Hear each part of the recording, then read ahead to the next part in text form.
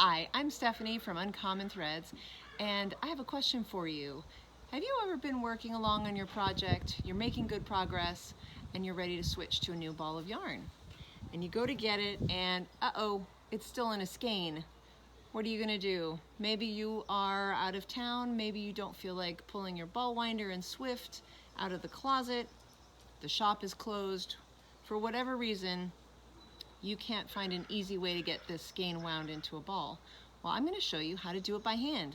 It's very simple, and you'll end up with a nice looking cake like this, or something close to it at the end. Here's how you do it. First, you're going to unwind your skein. Okay, and make it into a nice flat loop.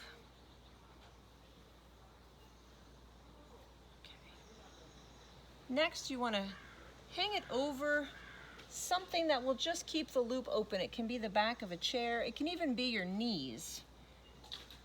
And you want to find the place where the knots are holding the yarn together and cut those off. Okay. All right, making sure this is nice and flat so you can unwind it easily. I always pick the wrong one. There we go. Oh my goodness. And this is why you want to keep your loop open. I'm going to get a couple lengths wound off to start. Okay, here comes the fun part.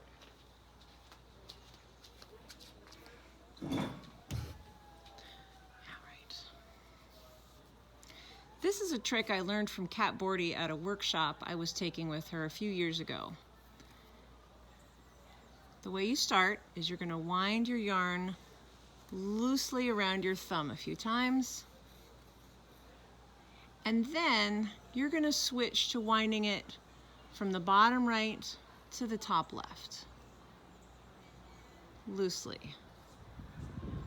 And then you're going to turn it just slightly. And wind some more. Oops.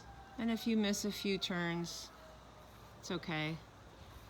Most of the strands, though, you want to get them going on that diagonal. And you're going to turn and wrap. And turn it. And wrap it. It doesn't look like much right now, but you can see how it is starting to look like a little bitty cake. And remember to keep it loose, because you are going to have to get this off your thumb later. I find it's actually a lot easier to get this little ball off your thumb and put it back on again than it is to do that on a regular ball winder. And this is really all there is to it. You're going to keep winding and wrapping until you get to the end of your skein. There we go. And now I'm pulling another loop off. There we go.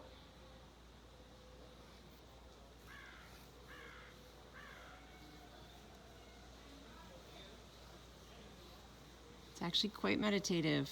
This is also a good way to see if there's any knots in your yarn. You shouldn't have more than one in any skein of yarn, but it sometimes happens. And so this way, at least you'll know to be prepared for it when you run across it.